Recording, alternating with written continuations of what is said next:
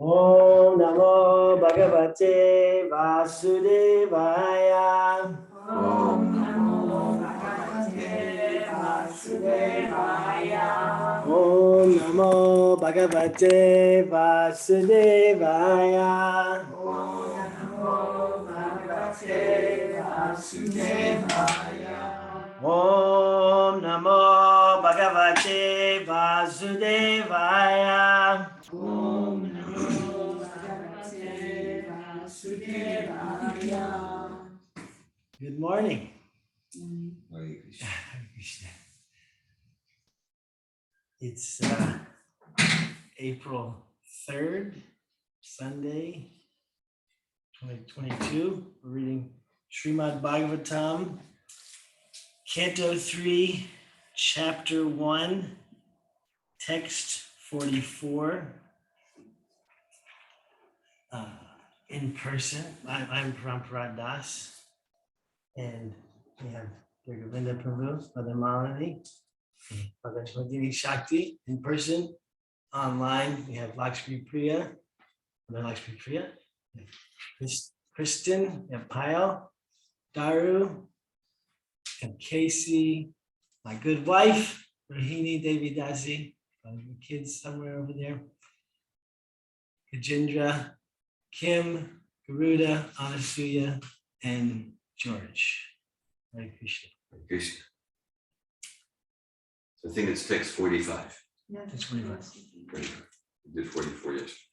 Okay. We're reading text 45 of, I did prepare for that, so that's good. That's good. So Canto 3, text, Canto 3, Chapter 1, text 45.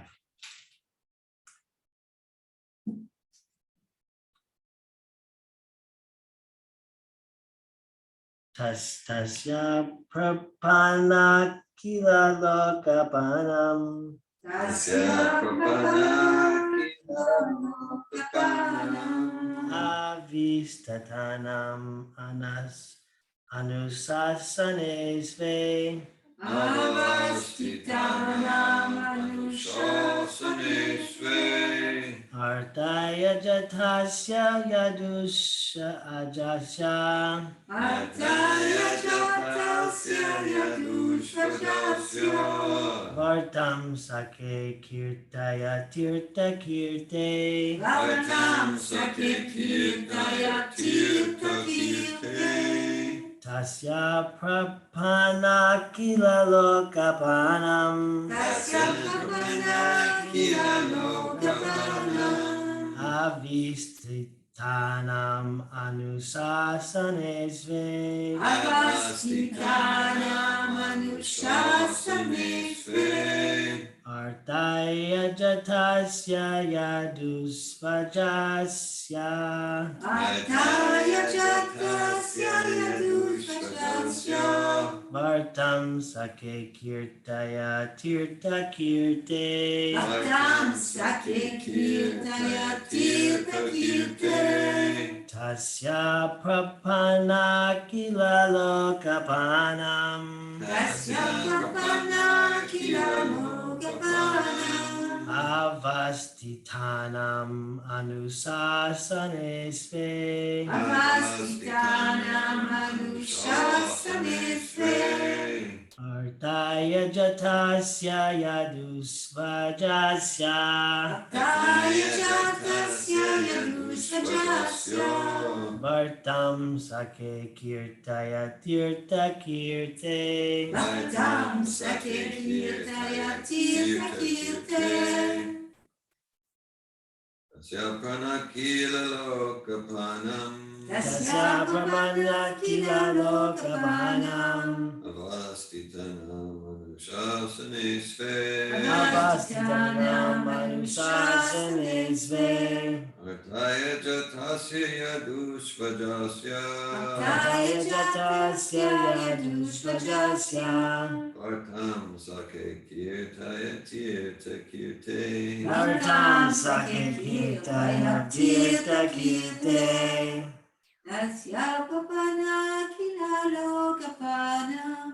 Tasya Prana Kila Lokapanam Avastitana Manusha Sanesve Avastitana Manusasane Sve Artaya Jatasya Yadushvachasya Artaya Jatasya Yadushvajasya Bhaktam Sakhe Kirtaya Tirtha Kirte Vartam Sake Kirtaya Tirtha Kirte Tasya Prapana Kila Lokapanam Tasya Prapana Kila Lokapanam Avastitana Manusha Sanesve Avastitana Manusasane Sve Artaya Jatasya Yadushvajasya Artaya Jatasya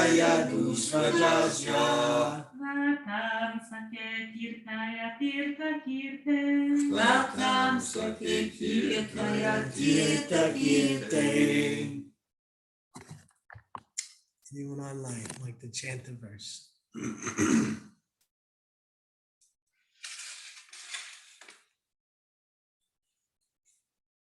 We'll go to the word for word. Tasya, Tasya his, is Prapana, Prapana surrendered, surrendered. Akila Loka Panam, Kilokapanam. all rulers of the entire universe, All rulers of the entire universe. Avastitanam, Avastitana situated in, Situated in Anusasane, Anushasane. under the control of, Under the control of Sve, Sve. own self, Own self. Artaya, Artaya.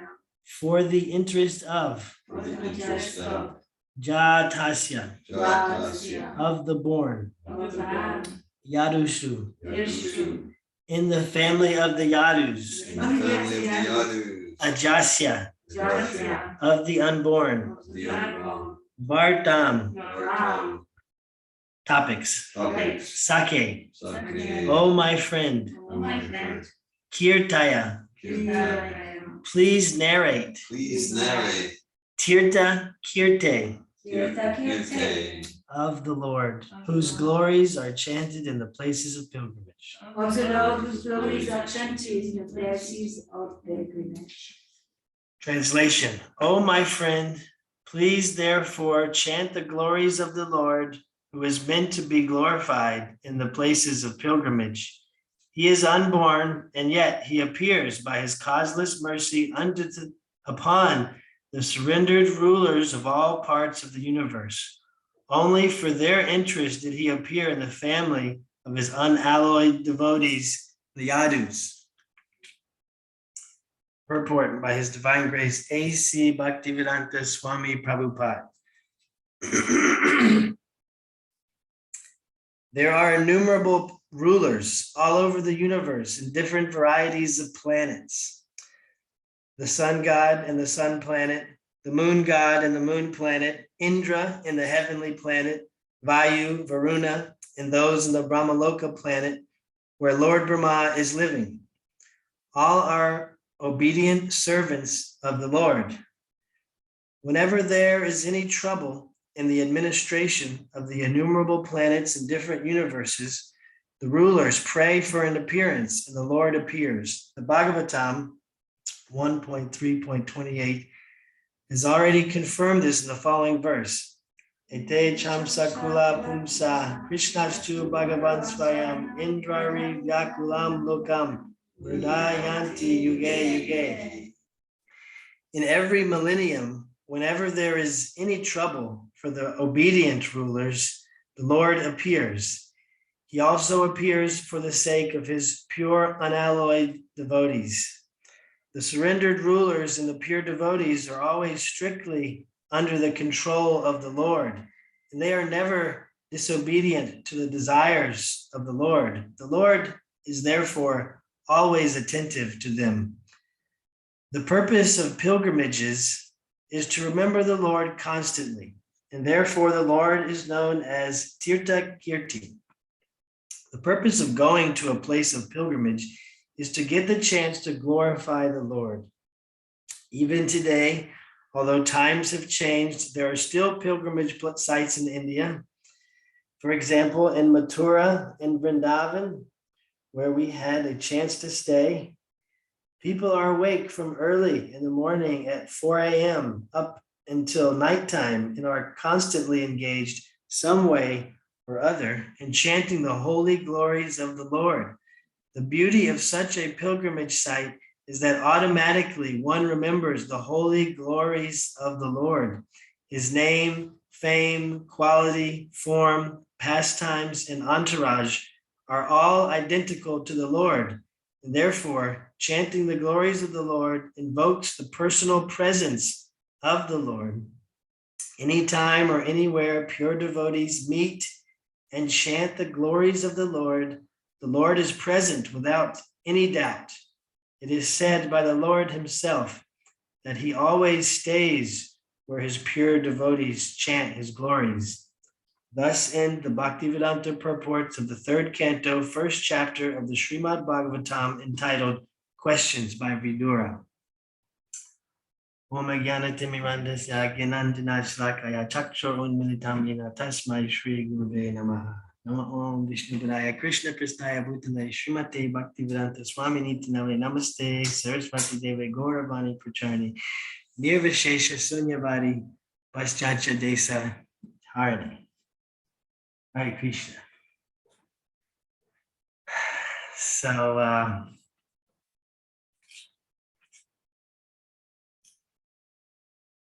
Vidura is speaking now, and so I've had a few of these relatively recently. I've led class transition verses. The last of a verse was at least two relatively recently. I don't give class that much, once a month maybe, sometimes once every couple of months. So there's something about that. I like that. I like these transition verses. And so King Vidura has been asking so many questions. He's been asking, how is everyone? How is everyone? How is Krishna? How is his associates? How is everyone? He's been asking questions. This chapter is titled Questions by Vidura. And then, and so this verse, he's not asking it. He is asking a question. He's making a request. He's making a request. He wants to hear from Uddhava now. Please chant the glories of the Lord. And the word for word, kirtaya, please narrate. Kirtaya, like kirtan. So yeah, chant the glories of the Lord. So he's making a request to Uddhava, and then we'll hear from Uddhava in the next chapter, chapter 2's remembrance of Lord Krishna. And so this time, Vidura's on pilgrimage, and he's left the kingdom, he was kicked out, but he's happy to go. So he's wandering on pilgrimage, visiting holy places. And so Prabhupada says that, the purpose of pilgrimage is to remember the Lord constantly, and therefore the Lord is known as Tirtha Kirti. And so anytime or anywhere pure devotees meet and chant the glories of the Lord is present without any doubt. And so it is said by the Lord himself that he always stays where his pure devotees chant his glories. So I don't know. I'm a pure devotee. We're pure devotees chanting the glories of the Lord. But if we're reading Prabhupada's books, we're hearing from Prabhupada, then there's the pure devotee that's chanting the glories of the Lord. And so, Prabhupada's saying, there's places in India. So even though times have changed, so this was 50 years ago, so times have changed a lot more since then. But Prabhupada's saying there's still some pilgrimage sites in India to go to. And at the same time, we don't need to go to India. That anywhere that we're reading Srimad Bhagavatam, hearing from Srila Prabhupada, hearing from the pure devotee, and that's a place of pilgrimage. So anywhere devotees are gathering, that's a place of pilgrimage. And so we can make our life like a pilgrimage. We don't need to go. We don't need, if we're following Prabhupada's program, that wherever we go, we're on pilgrimage. So earlier in this chapter, Prabhupada mentions the Pilgrim's Progress, and you mentioned that a couple of times. I saw there's a movie, Pilgrim's Progress. There's like a cartoon animated thing. So we watched that with my family. We saw it on the Amazon video, so it's available. So yeah, this, so, and that's kind of what, Krishna consciousness, Bhakti Yoga, what Prabhupada's giving. It's like, there is the place, go on pilgrimage, go visit the holy sites, go to India, Go to Alachua. go to Florida, go from Czech Republic to Florida. There is that, go on pilgrimage. And there is, live as a monk, live at the ashram, live at the temple, live a monk's lifestyle. And then there's also the program of whatever you're doing, whatever you have going on, wherever you're engaged in, whatever your work is, there's a way to live the monk lifestyle, to live the pilgrimage lifestyle, and whatever you're doing. So, wherever we're driving, wherever we're walking, wherever we're visiting, that there's opportunity to be in Pilgrim's Progress, to be in a pilgrimage, to be in a monk or a nun, lifestyle consciousness. There's opportunity to do that at any moment, wherever we're at. And the first start to that is just to add Krishna, whatever we're doing, add Krishna, add the holy name, chanting Hare Krishna. And then and following the 4 regulative principles that Prabhupada recommends, then we're on our way to like making our life a pilgrimage, making our a lifestyle, like a monk's lifestyle, the essence of the pilgrimage, the essence of because the purpose of pilgrimage is to remember the Lord constantly. So if so it's not just automatic. It's not automatic that you go to the pilgrimage site or devotees are gathering and then it's a place of pilgrimage. It's not automatic. Prabhupada warns against like going to the holy place just to take a bath like that, or I was just gathered with a bunch of devotees, at a soccer game, my son's soccer game. The whole team is devotee kids.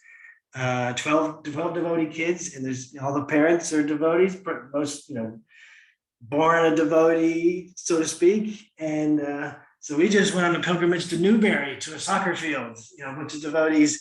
And I wouldn't say that was a pilgrimage. Probably not. I was chanting japa. There was some chanting of the holy names, but I wouldn't consider that was a pilgrimage site necessarily. Perhaps I gave a little effort to chant some japa there. So it's not automatic that just devotees, we show up and I'm around devotees. There's a lot of devotees in Alachua, so I just live in Alachua because there's a lot of devotees, and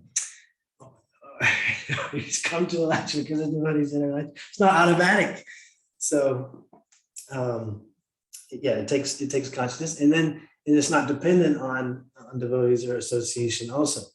For sure, we want to be we want to be honest and realistic. We set ourselves up for success. Like, if I know for myself that I do need to travel to a place where there's devotees, or I need to live in a place where there's devotees, I need to create an environment to get that in-person devotional association with senior devotees and peers and friends, then we need to set ourselves up for success, to be realistic about ourselves and where we're at. And then at the same time, to strive and to work towards not being dependent on that, and just being dependent on the holy name and Srila Prabhupada himself, associating directly with Srila Prabhupada through his books, through his Vani, through his sound vibration. And then we can never lose. we never lose, and that it's always, and if we're living our life fully dependent on Srila Prabhupada and his Vani, then that's a life of pilgrimage. And so, all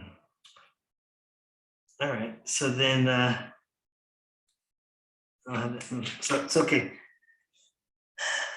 So Vidura's been speaking, and now Uddhava is going to speak. So I'm very interested in Uddhava. I'm very interested in Uddhava, and don't know that much about Uddhava. So I'm excited about this. I have this document made here. I've some exciting things, to me at least, that I printed out to read. And okay, so last time I gave class, there was a verse about Arjuna. So I was like glorifying Arjuna, and in that, I talked about. So there's like Radha Krishna. We worship Radha Krishna. It's recommended. So we're worshiping Radha Krishna. And then Prabhupada, in some places, he speaks about Arjuna Krishna. Like Bhagavad-Gita is Arjuna Krishna. So like as people try to understand Radha Krishna without understanding Arjuna Krishna, like it's not going to work. You need to, the Arjuna Krishna is more foundational. It's for the common man, it's for everyone. So it's like the starting point. And so if we start with our calculations wrong, then we're not gonna get the advanced mathematics if we start with the wrong numbers. We're not gonna get the right conclusion. We start with the wrong numbers to start with. The basics. So there's Arjuna Krishna, Radha Krishna, and then so we have Uddhava here. So Uddhava and Vidura are meeting, and so I'm trying to make the connection. I'm not doing it very fluently, but so basically, Uddhava is coming back from being with Krishna. He's on a mission. So he was just with Krishna. It's my understanding, my fresh understanding. So I'm speaking about something I'm just learning about and excited. It's exciting for me, so that's good.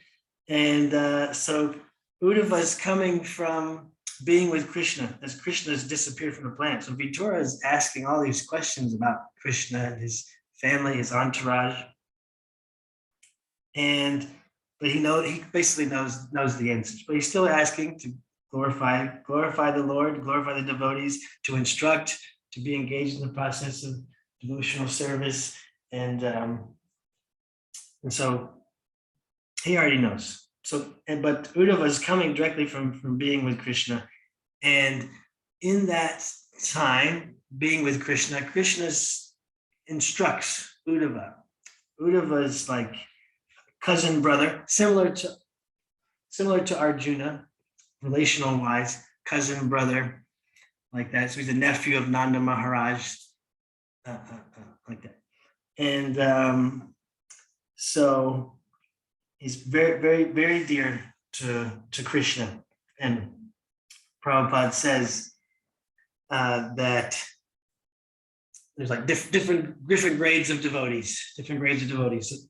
The gopis, Vrindavan, they're topmost. It's like Radha Krishna. Like we speak Radha Krishna, topmost devotees, and Arjuna is dear friend. He speaks the Bhagavad-Gita to Arjuna because he's his dearmost friend, and he's surrendered to Krishna. And then there's Uddhava, and Prabhupada says Uddhava's in between. So he's more advanced than Arjuna, and more intimate relationally with Krishna.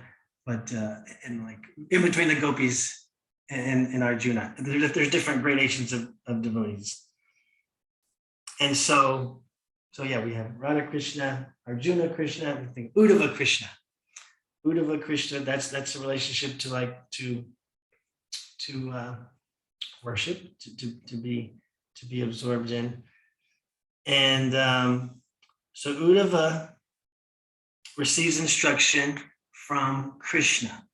And that is known as the Uddhava-Gita. Uddhava-Gita. So we have Krishna speaking to Arjuna on the battlefield of Kurukshetra. It's the Bhagavad Gita. Also, Prabhupada somewhere calls it the Arjuna Gita. He calls it the Arjuna Gita. So Bhagavad Gita, Arjuna Gita, on the battlefield of Kurukshetra. Krishna is speaking to Arjuna, instructing him personally. So it's very, very powerful to get we're learning the philosophy of God from God himself. Very powerful. Bhagavad Gita. And so then Krishna is speaking to Uddhava, and he speaks. So this is the Uddhava-Gita, and it's like his final instruction, Krishna's final instruction before he's leaving the planet, before he's disappearing from his earthly pastimes. And so Prabhupada says, and in several places, that this is this Uddhava-Gita. It's more advanced. It's more advanced than the Bhagavad Gita, and specifically, like Bhagavad Gita covers like karma, yoga, jnana, covers Sankhya, other things besides bhakti. And then Krishna gives bhakti in Bhagavad Gita. That's the essence. He gives bhakti. But in the Uddhava-Gita, it's only bhakti. There's nothing else. Or Prabhupada says that you should probably hear from Prabhupada better than me. That's probably better. So I have some things to share, but so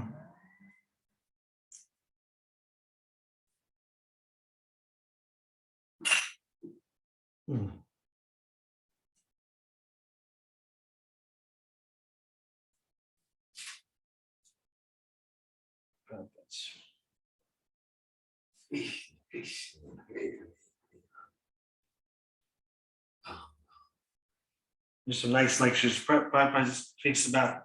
I did make a document and I put it on Bhakti Yoga discussion. I have some printouts here. So for Bhakti Yoga discussion, there's a document that we're going to read. I'll probably send all the stuff that I researched, because there's especially two great lectures back-to-back days. One especially from 1966 that Prabhupada's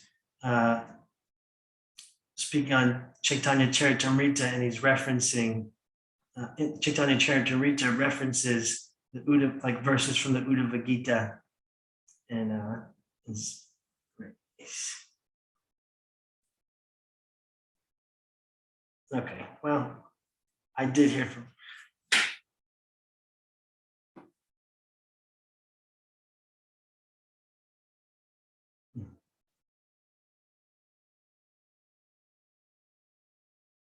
Okay. Prabhupada said that though. He did say that. I'm not just conjecturing. Okay, I can't find it. But anyway, I'll share it later. So his instruction to Uddhava is dealing with just bhakti. Just bhakti.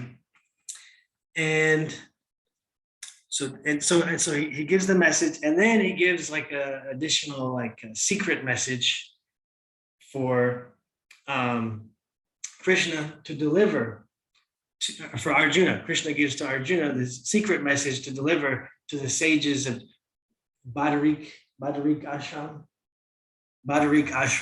So that's where Uddhava is on the way. So Uddhava is on the way to deliver this secret message, and in a purport. Actually, later, I think in chapter 3 of this Prabhupada, chapter 3 of this canto, then Prabhupada describes how Srila Vishwanath Chakrabarti Thakur comments that like this message must have been very confidential. Like I don't think we even know what the message is. Like the secret, this confidential message. And he said it must have to do with Krishna's disappearance and. Disappearance, and so that's where Uddhava's on the way. Uddhava's on the way there, and he meets Vidura. And so this Uddhava-Gita is very interesting to me.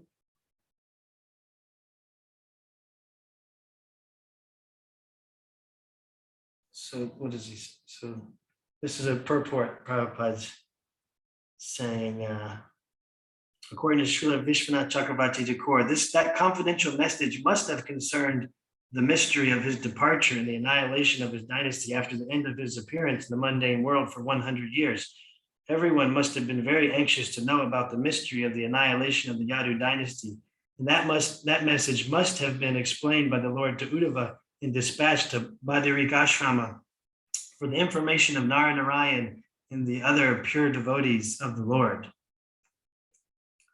So it's very, very confidential message that Uddhava is on the way to dispatch to these sages. And so, yeah, Uddhava-Gita sounds very attractive. And actually, I had I'm reading Nectar of Devotion with some other men, Nectar of Devotion, and so Uddhava is like a star of Nectar of Devotion. He's like constantly being referenced and brought up. And so I was like, yeah, well, I'm very attracted, interested, and I want to know more about Uddhava. And so there's this Uddhava-Gita. And it's strictly bhakti. Oh, sounds interesting. Okay. And then I actually, like in 2009, like before I even was being with the devotees that much, I would go with Marie Brazis, also known as Madhuri Devi Dasi, and we would go to the Temple of the Universe at like 6 a.m, and we did that. We were doing spiritual things together. We took the advanced course together. No, we took LMP together. We didn't take the advanced course together. We did an LMP together.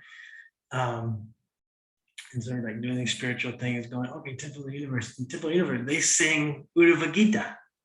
That's what they do. They sing Uddhava-Gita at 6 a.m. It's translation.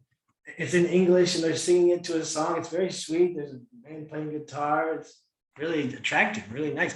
I don't remember what the English translation is. I can tell you, I'm sure it's impersonal, Mayavadi, just interpretation.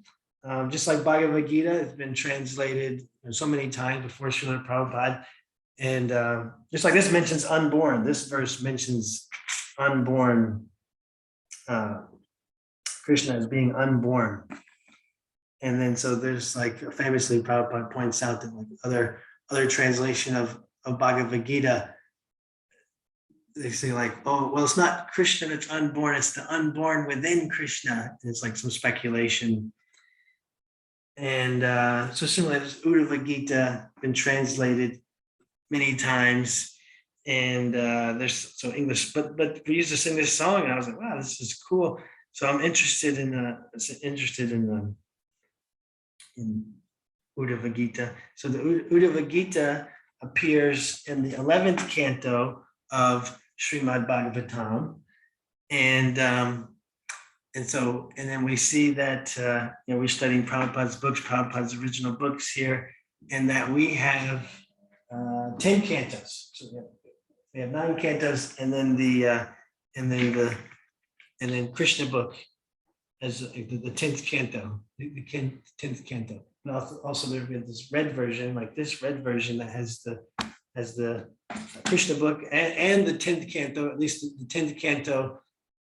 The portions of the 10th canto that Prabhupada translated before he left his body, translated and gave purports before he left his body. So Prabhupada was translating up until leaving his body, and in the last places that he was absorbed in before his disappearance pastimes was like the pastime of Lord Brahma stealing the calves in the cowherd boys from Krishna, that pastime. So he was like absorbed in that pastime before his disappearance. And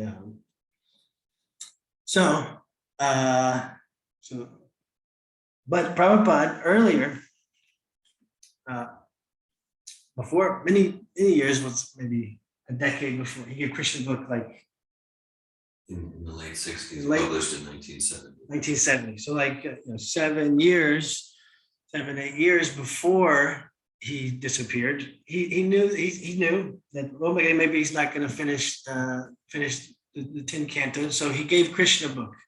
So he gave Krishna book. So he gave Krishna book ahead of time because he knew he may not finish the 10 cantos. So Prabhupada was translating in Vrindavan in 1977 before his disappearance pastime.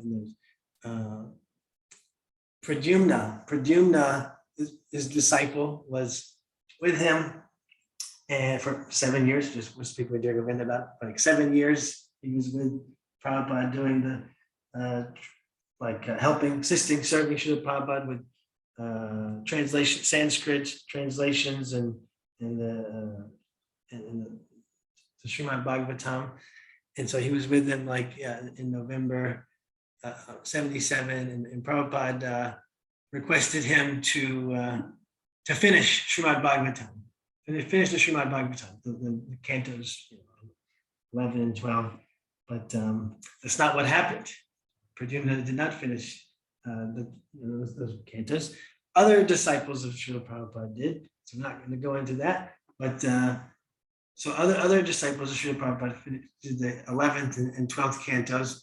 So we don't really necessarily refer to those as Prabhupada's books, like 11th, 12th cantos, not necessarily Prabhupada's books. It is a book, spiritual literature, and at the same time, it's not like Prabhupada's books. These are Prabhupada's books that he directly gave us, translated and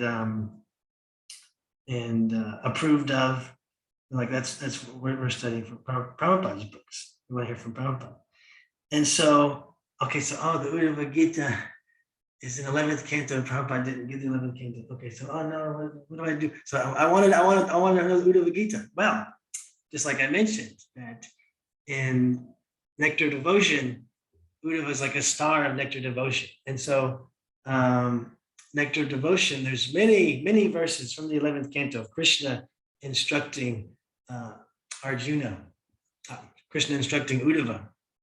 And also in the Chaitanya Charitamrita, there's, and like I said, I give this class, I think really the essence of Uddhava-Gita, my sense is that really the essence of Uddhava-Gita Prabhupada gives in Chaitanya Charitamrita. Okay, I'm kind of going on. Because he gives it in Chaitanya Charitamrita, because Lord Chaitanya is referencing verses from the Uddhava-Gita, and because we can think like, I'm thinking, oh, this is Krishna's last instruction. I need to know what Krishna's last instruction. But then that's what Lord Chaitanya is doing. Lord Chaitanya is Krishna himself, and he's giving the final instruction. So we don't need to, I don't need to worry. I don't need to, I'm not getting the Uddhava-Gita of Krishna's final instruction. It's more advanced than Bhagavad-Gita and it's pure bhakti, and I'm not getting it. Okay, but no, it's okay because Lord Chaitanya is giving that. Lord Chaitanya is giving that because he's Krishna himself, and he's giving the final instruction. So so that's like Chaitanya Charitamrita, Madhya-lila. I don't know which chapter. I don't have it. I have it in my notes, but text 137 to 142. So there's like I think the essence. I says the essence is given there. So so what do we do? So Chaitanya Charitamrita, Nectar of Devotion. There's many verses there. So what I did, I'm very proud of this. This is one of my proudest accomplishments I think I've done in a while, is that I've taken some verses from. So this is verses from Uddhava-Gita, verses of Krishna instructing Uddhava, and from Nectar of Devotion and Chaitanya Charitamrita from Prabhupada's books, and we're going to read it. So I'm very proud. And so you can find this on Bhakti Yoga Discussion. There's a document, and I try to put it in order because it's not in order. So I like put them in order. So yeah. So we don't need to worry because the essence of Uddhava-Gita, of Krishna's final instruction, is Lord Chaitanya is giving that. That's Krishna's final instruction, and we do have this is quite a bit of instructions from Krishna to Uddhava. So passing it out to the divines in present, and and you can find it online on Bhakti Yoga Discussion. I just posted it, and so let's hear from Krishna. So this is what Uddhava has already heard this in this timeline, and Srimad Bhagavatam we're reading. So Uddhava has heard this from Krishna, and so that's why he's a very good person to hear from. So Vidura is very eager to hear. Please chant the glories of the Lord. He's very eager to hear from Uddhava, and Uddhava is on his way to deliver this confidential message to the sages at Bhadarikashram, and so that's what's happening. You can we get a sense of like Uddhava's. I'm just looking ahead a little bit and kind of cheating ahead, but like Uddhava can't even speak. Like whenever Vidura asks this question, please chant the glories of the Lord, and then the next verse is like Uddhava's. Takes like 7 verses for him to. The 7th verse is when he actually responds. The first 6 verses are like him, like his transcendental ecstasies, and like these like really advanced states of consciousness that actually nectar devotion goes into quite a bit, like the special character and special devotional advanced stage of devotion that Uddhava has. So I think Uddhava has a very special personality. He looks like Krishna, and so we have the.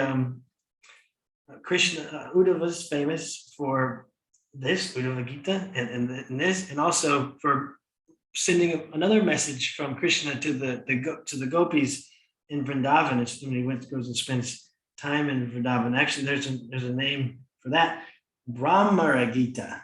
When Uddhava came to Vrindavan, this Brahmara-Gita, when Uddhava's with the gopis, and then we get the especially ecstatic and glorious pastime when Radharani is speaking to the bumblebee, and that's like when it's Brahmara Gita from Uddhava speaking with the gopis. So he looks like Krishna, and he's like qualities like Krishna. Qualities like Krishna. Okay, so I'm just going to read the English, and I tried to put this in order, and I'm just going to read the actual things. My dear Uddhava, any person who takes shelter of me in complete surrender and follows my instructions, giving up all occupational duties, is considered the first-class man. My dear friend, if someone offers me the best thing in his possession, or anything which is very pleasing to him, he will be eternally benefited. The gopis in Vrindavan did not study the Vedas to achieve me, nor had they ever been to holy places of pilgrimage. Nor did they devoutly execute any regulative principle, nor did they undergo any kind of austerity. It is simply by my association that they have attained the highest perfection of devotional service. My dear Uddhava, a person whose consciousness is completely absorbed in my thought and activities does not aspire even to occupy the post of Brahma, or the post of Indra, or the post of lordship over the planets, or the 8 kinds of mystic perfections, or even liberation itself. My dear Uddhava, devotional service unto me is just like a blazing fire, which can burn into ashes unlimited fuel supplied to it. My dear Uddhava, neither through Astanga Yoga, the mystic yoga system to control the senses, nor through impersonal monism, this is what's referenced in Chaitanya Charitamrita, these 2 verses, Lord Chaitanya himself speaks in the Madhya Lila of Chaitanya Charitamrita.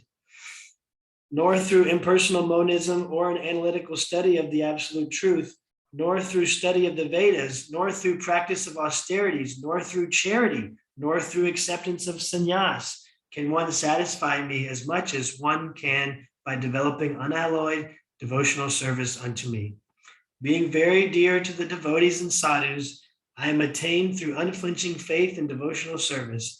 This bhakti yoga system, which gradually increases attachment for me, purifies even a human being born among dog eaters. That is to say, everyone can be elevated to the spiritual platform by the process of bhakti yoga. My dear Uddhava, the spiritual master must be accepted not only as my representative, but as my very self. He must never be considered on the same level with an ordinary human being. One should never be envious of the spiritual master, as one may be envious of an ordinary man. The spiritual master should always be seen as the representative of the Supreme Personality of Godhead, and by serving the spiritual master, one is able to serve all the demigods. So, I'm not sure if there's a direct translation, but I'm kind of the next one. Got it from Prabhupada. So anyone who worships my devotee, he renders devotional service better than by worshiping me directly. My dear Uddhava, only by exceptional fortune does someone become attracted to me. And even if one is not completely detached from fruitive activities or is not completely attached to devotional service, such service is quickly effective. My dear Uddhava, for persons who are seriously engaged in my service, the cultivation of philosophical speculation and artificial renunciation are not very favorable. When a person becomes my devotee, he automatically attains the fruits of the renunciation of material enjoyment, and he gets sufficient knowledge to understand the absolute truth. My dear friend, the prophets derived from fruitive activities, austerities, the culture of philosophical knowledge, renunciation, the practice of mystic yoga, charity, and all similar auspicious activities are automatically achieved by my devotees, those who are simply attached to me by loving service. These devotees, having everything at their disposal, but they desire nothing outside of my devotional service. If ever a devotee should desire some material profit, like promotion to the heavenly planets or some spiritual profit to go to the Vaikunthas, by my causeless mercy, his desires are very easily fulfilled. My dear Uddhava, the devotees who have completely taken shelter of my service are so steadfast in devotional service that they have no other desire. Even if they are offered the 4 kinds of spiritual opulences, they will refuse to accept them. So what to speak of their desiring anything within the material world? The distinction between qualification and disqualification may be made in this way. Persons who are already elevated in discharging devotional service will never again take shelter of the processes of fruitive activity or philosophical speculation. If one sticks to devotional service and is conducted by regulative principles given by the authorities and acharyas, that is the best qualification.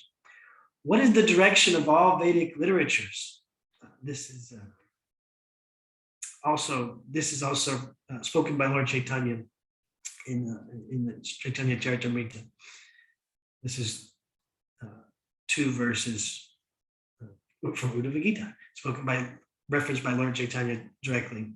So like I said, Lord Chaitanya is giving the final instruction. He is Krishna himself, giving us the final instruction as a devotee. And so this is what he references. So we can take this as the essence of Uddhava-Gita. What is the direction of all Vedic literatures? On whom do they set focus? Who is the purpose of all speculation? Outside of me, no one knows these things. Now you should know that all of these activities are aimed at ordaining and setting forth me. The purpose of Vedic literature is to know me by different speculations, either by indirect understanding or by dictionary understanding. Everyone is speculating about me. Krishna speaking.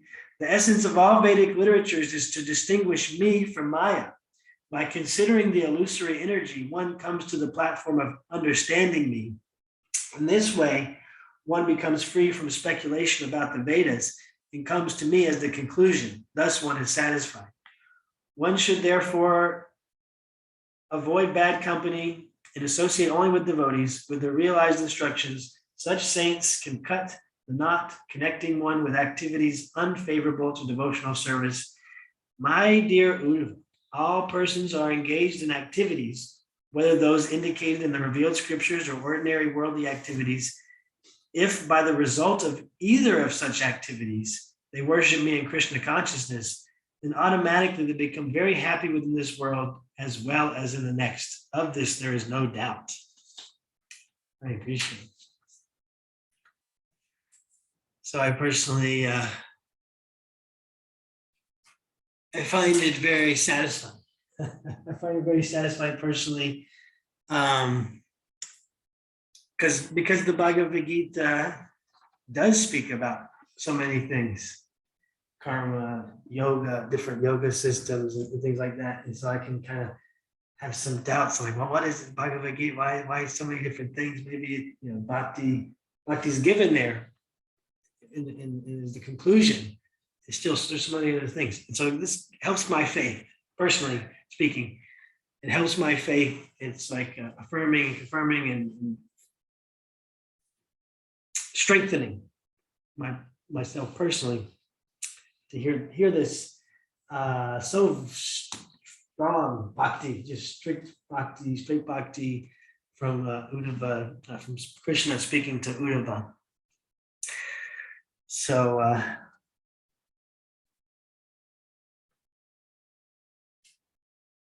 So this is what's happening. This is what's happening. Is Vidura and Uddhava are having a conversation on the bank of the Yamuna River, and the next chapter is remembrance of Lord Krishna. So Uddhava is so intimate with Lord Krishna, just spent time with him before his disappearance, absorbed in his pastimes, and in receiving this instruction and on this special mission. And so he's getting ready to speak to Vidura about his remembrance of Lord Krishna. Hare Krishna, thank you for listening. And thank you for participating. I'll read the verse again. Tasya prampana kila lokapanam avastitanam anusasane sve artaya jatasya yadushvajasya vartam sake kirtaya tirta kirte. Oh, my friend, please therefore chant the glories of the Lord, who is meant to be glorified in the places of pilgrimage. He is unborn, and yet he appears by his causeless mercy upon the surrendered rulers of all parts of the universe. Only for their interest did he appear in the family of his unalloyed devotees, the Yadus. Hare Krishna. Welcome. Any comments or discussion at this time?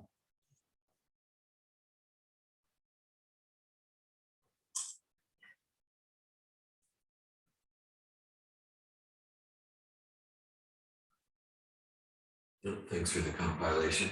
I found it helpful. I find this very helpful, this compilation. It's like this is the okay, from the part of the Bhagavatam, 11th canto, where Krishna speaks to Uddhava. These, of course, everything in Bhagavatam is fully transcendental. And so these 17 verses or so, these are the verses that appear in Chaitanya Charitamrita. These are the verses that Lord Chaitanya spoke, or Krishnadas Kaviraj Goswami spoke. So to Nectar devotion also. Nectar devotion and Chaitanya Charitamrita. So this is I find this it consolidates. It helps me to focus. I find it impactful. I thank you for putting it together. Thank you for that. Yeah, I feel very proud. Maybe my greatest accomplishment, actually. This is a transcendental accomplishment. I don't know anyone else who's ever done this. This compilation. It's transcendental. And there are some, I just took out the English, there's some, Prabhupada speaks, mentions more things in purports of Chaitanya Charitamrita and in the Nectar devotion, there's some commentary that could be added, perhaps.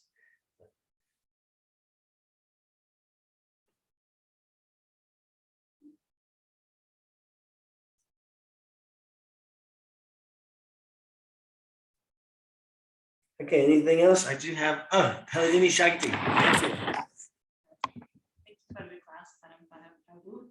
It was out of the box. Okay, good. Out of the box. And I would like to hear more about the point you made with the devotee association, like we shared, like, oh, it's not automatic. Like we went like to watch our boys to play soccer, and maybe like there was a devotee association, maybe wasn't necessarily. So I've been contemplating it a lot, like the importance of devotee association when we have so many instances when it's not like that high level of talking only about Krishna and glorifying Krishna.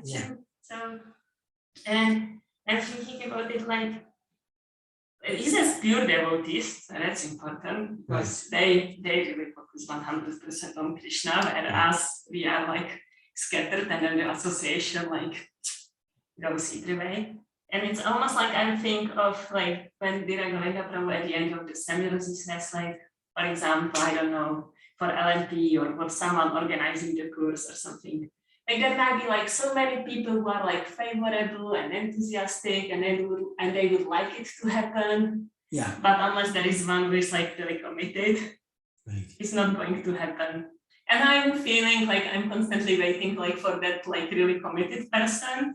And of course that's Shah Prabhupada, but I still have to be committed to like open the book or something. And like waiting for that person who will like come from the sky and like hold my hand and and kind of like pull me around to like remember Krishna, hello. Yeah. But I'm not think I don't know if it's like going to happen. You're speaking like specifically like in Czech? Anyway, okay. Anyway, okay. You're waiting. Yeah. Okay. I'm waiting for that one person, like let's say it would be for the organizing the seminar. I'm waiting for the one person who is going to organize the seminar. Or I'm waiting for the one person who is going to take stand that the LMP is going to happen. Yeah. Or I'm going to wait for this one person who will say like, let's read Prabhupada's books now for, Okay. So you say, you're waiting for someone to like take responsibility. Someone take responsibility like, Ladini Shakti's come with me. We're going back to Godhead. You're coming with me. Something like that. Yes. Who is like, like physically present and just like, taking the stand for it. Yeah. So that's what I feel like when I'm like seeking devotee association, or like praying, or like waiting for it to happen. Like as we spoke, I was thinking like, well, maybe that's not ever going to happen. Yeah. Maybe it's not. So you're looking at setting yourself up for success. Like how to set yourself up for success. So waiting for someone to take responsibility, take charge, to be like the one person that's like committed. And that's not gonna happen. So that's a like a realization that I had. Okay. And I'm not sure if it's, like still like the devotee association is important for sure. Right. But then like take a stand that like I'm going to get it. Yes, I guess. Unless there is like Stamba Prabhu like offering 1,000 plates of prashadam.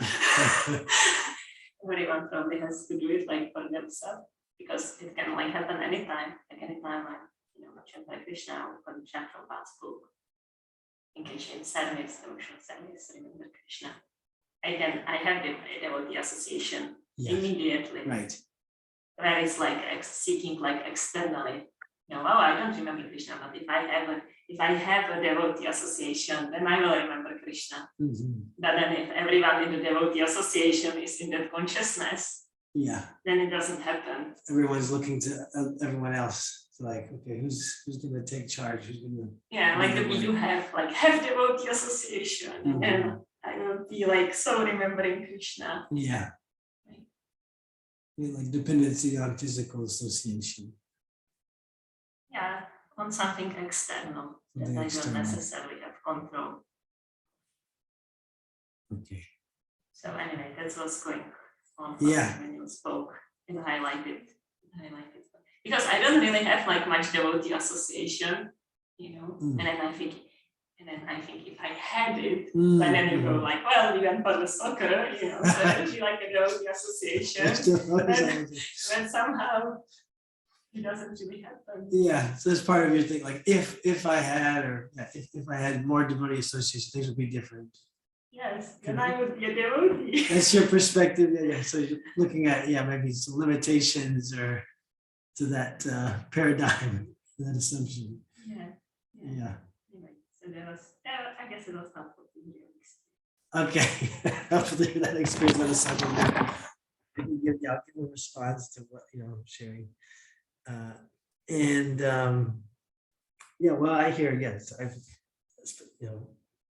Dear Govinda, I hear from Dear Govinda, like, don't be dependent on, physical association, devotee association. I always have like a visceral reaction to that. Like, what do you mean? What do you mean? What else do I have? I don't have any, So I kind of want to just charge or whatever. I'm just, but and it's so I am dependent on devotee association, physical association. So it's like for me to just, like acknowledge that, like I am dependent. Like if I go on vacation, if I go somewhere else and there's not devotees around, I'm not doing a devotional thing. I mean, just I'll give a concrete example that I went to CVS, like a local store, drugstore. I got a snack, and I knew there was some garlic onion kind of ingredient. I knew that, I'm being honest here, transparent, I'm going to step off the justice on or whatever, but just we're in class now, I'm just sharing personally. So, I knew it was in the ingredients. I went to the cash register, and the man working at the cash register, because we're in Alachua, his name was Krishna. Krishna was on the tag, and he said, "Oh, Prabhu, this has onion." And I said, "Oh, really? Oh, you're right. Yeah." He's like, it's up to you. If you want to, it's up to you. I was like, no, yeah, put it back. Yeah, thank you. So, like, yeah, I need devotees to do that. So I need devotees to call me out as Christian, Christians. Not everything's good for you. Right. Because and actually that time was really spiraling downward. I was getting it because I was kind of like, I'd already, anyway, I won't go into so many details, but I was, it's kind of spiraling downward just in that moment, and so this was the next step to like, I get this junk food snack thing, and I'm just gonna keep going down further. And then Krishna's there. Krishna was there. Yeah. Okay. So I'm dependent on, and then of course, like, okay, like the where to go is to not be dependent on devotee association, physical association, because we can't control that. We're not in control. I wasn't in control of that. I'm going to finish my response, and then I'll just turn over the floor, because there was another part I wanted to respond to, but I'll come up later. But yeah, so of course there's a value of being. Anyway, go ahead, Molly. I don't know what I was going to say. Last night I was reading from one of the biographies of Srila Prabhupada. It's just last night, so it's very fresh in my mind. And the devotee was a servant of Srila Prabhupada. He was saying, like, regularly he will go somewhere. He will go somewhere and do something like getting a snack or something. And he would go away from Srila Prabhupada, and he was saying, like, I needed that distance. Because the proximity was, like familiarity breed contents like that. And so he needed that distance. And this Prabhupada also was always happy when he will come back, like, when he had him around all the time. But then, as I was continuing reading, Srila Prabhupada, he was speaking casually in the evening. And he was sharing about child shopping movies that he watched in an airplane. He was just arriving somewhere. And so he shared about child shopping, and he shared about someone else like child shopping of the same period of time, but I don't remember the name. Charlie Chaplin. Yeah, Okay. but he spoke about another movie, things that I don't remember because I never heard about it before. And it was a story of a man who got a prank from little kids, and because of that he lost his tail, of his The tuxedo. tuxedo tail, and then after he went to the ball, he didn't realize he didn't have his tail, and everybody was laughing at him. So he went to the bathroom and he came back, and he was super like making a show, and so becoming like a star. And then Sri Prabhupada explained, and he was laughing. And then I was reading a story, I was feeling like, okay, so it's probably a very, very deep philosophical point Prabhupada is going to it. But it was not. It was just laughing. and laughing. So, so we have our expectation of something. And our expectation create attachment, and those attachment get in the way of our spirituality, really. All attachment gets in the way, even spiritual attachments, if they are not, like coming from expectation, then they are getting in the way now of spiritual life, and we don't see what's there, and instead we are expecting what's not there. So I was expecting a very deeply philosophical point, and all it was is like, and Prabhupada was so beautiful while he was laughing, and he was laughing. And That was it. Mhm. There's, like expectation of what, maybe to bring it practically, like your expectation of what devotee association will be like. And then there's like, the danger of like, emotional attachment to that expectation. And then the expectation may not be fulfilled. And then what do we fill it up with? If the expectation is not fulfilled, then that could be actually like offensive or something. Like if we have some toxic. Yeah. It could be toxic that we have some expectation of what devotee association would be like, or I have this experience with devotees or in a devotional atmosphere, or supposed to be devotional atmosphere, and then the expectations may be setting us up for some toxic. Yeah, and I was thinking of your soccer game example. Going to know very, just I'm sure on the soccer game itself, there was so much Krishna Katha. Because Nalini, Rishikesh, Purushottama, exactly. I don't know the name of those kids, but I know they all have Krishna's name. Right. And so there was so much, so Hari. It's about, Srila Prabhupada, even so he was laughing like anything about Charlie Chaplin's movie, all that other movie about the tuxedo and all that. He was seeing Krishna. He was seeing Krishna. And then, it's for us to see, wow, how beautiful it is. I'm a soccer game, and all people around me, they are devotees. Yeah. It's so nice. I'm so fortunate to be in Devotees Association. And then I change our experience. Yeah. Wow, that's alternate perspective. Yeah, thank you for that. Alternate perspective. Yeah, that well, it's kind of like with devotee association, it's like the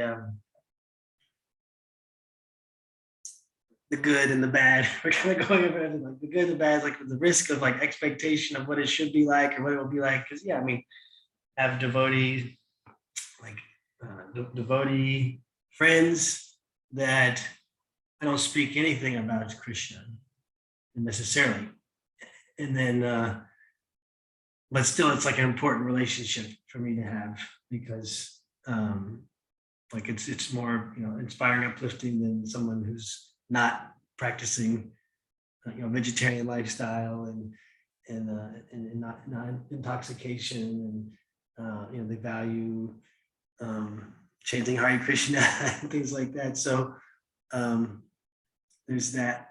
Okay, I think I was gonna say something else, but I keep forgetting. Go ahead. Rajini Shakti. No,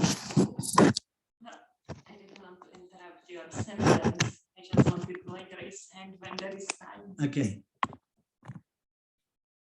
So I have a friend in Prague, Malati, and she has a temple. They are not necessarily like-minded devotees, but I really like her because she's very enthusiastic. And I was going there every Monday. For senior devotees only. When they found out how long I was practicing, they were like, ooh, we didn't know that. But anyway, so when coronavirus started, when I would go there, like all the conversation was about coronavirus and the politics about coronavirus and vaccination and like that. And it was like few Mondays like that. And then I stopped going there because it wasn't interesting. So I think my question is like, merit like lands in the discussion, like, should I have been going there and try to change my perspective? It's so nice that I can like spend time to devotee association in the temple in front of the devotees, in front of the deities. It's ready to respond to that. Yeah. It's an option, right? You're saying it's an option. Also our attitude, like if we are more devotees and we have expectation that lead to judgment, then we may miss, participation in the conversation, maybe about the coronavirus, but in fact that give opportunity for so much Krishna consciousness or philosophical point.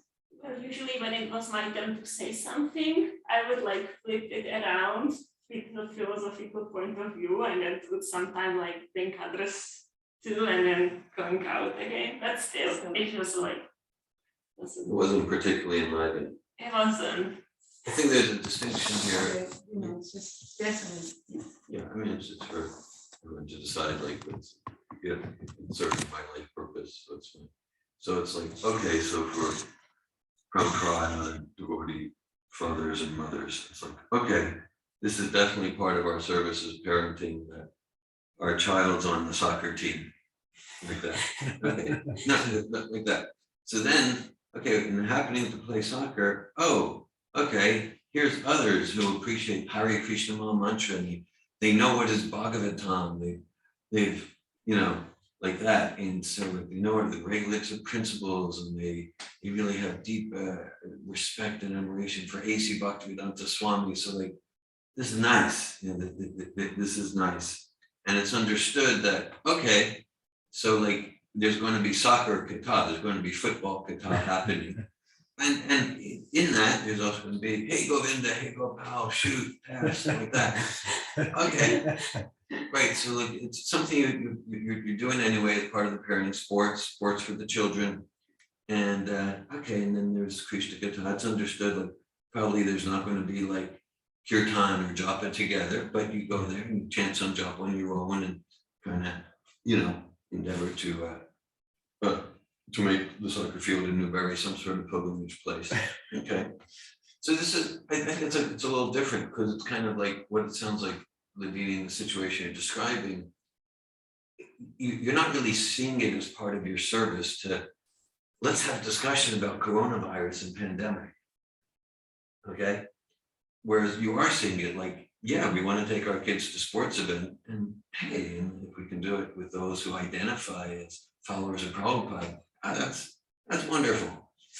But like, it wasn't like your purpose, so then it becomes more deflated, because your purpose was like, let's discuss Bhagavatam, let's discuss Uddhava-Gita, let's talk about Prabhupada, let's chant like that. And then it's like, okay, discussion. Now you might have some small part of your life where like once in a while you check the internet about what's happening with the pandemic, but that wasn't like your purpose in going to that association. Now, once you go there, okay, you endeavor to make it as, Bhagavad Gita as possible, but then you're understandably questioning, like, do I really want to go there? Because that's like you're going there for like, in a sense, direct consciousness, Krishna consciousness, and then you get this other, world events. That's discouraging.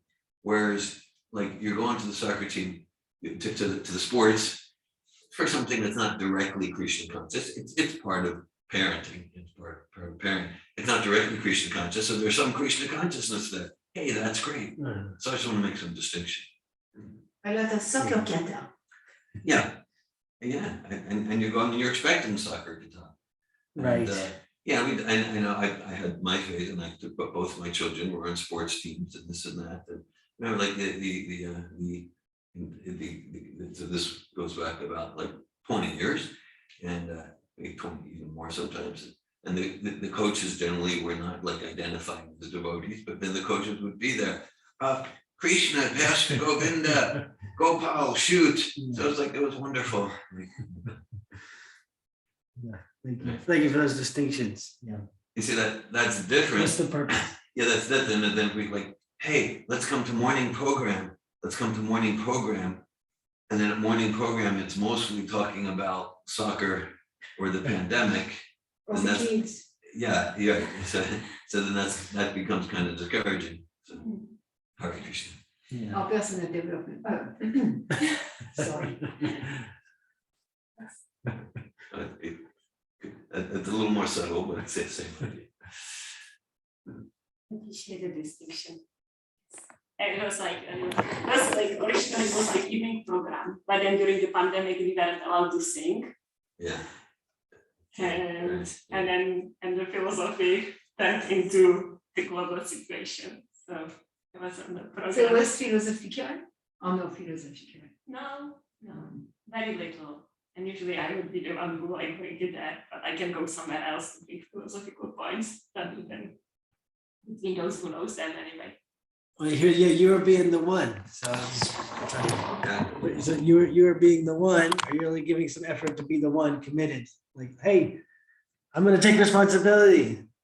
Let's go to Bhagavatam. Let's go to Uddhava-Gita. So yeah, that's what you were sharing earlier. So yeah, and then you have the choice. Like, well, do I want to be the one in this group, this setting? And yeah, so whenever you're sharing that earlier, like, yeah. So like Prabhupada's giving the lifeline, and then like we need to take responsibility to grab the lifeline. And like it's our responsibility to fly the plane. And yes, Srila Prabhupada is the one who is committed. He is the one taking the stand. You know that you are going back to Godhead. He's giving the lifeline, and then yes, it's up for us to take responsibility for ourselves to grab the lifeline, and then yeah, to at least for myself, I know it's like to set myself up for success in terms of devotee association and the environments that I'm around myself. And then to be striving for more and more to be dependent on Srila Prabhupada's instruction, Srila Prabhupada's mercy. And then we can, our life can be like a place of pilgrimage wherever we go. How's that for closing? Right. Thank you very much. Srimad Bhagavatam ki jai. Srila Prabhupada ki jai.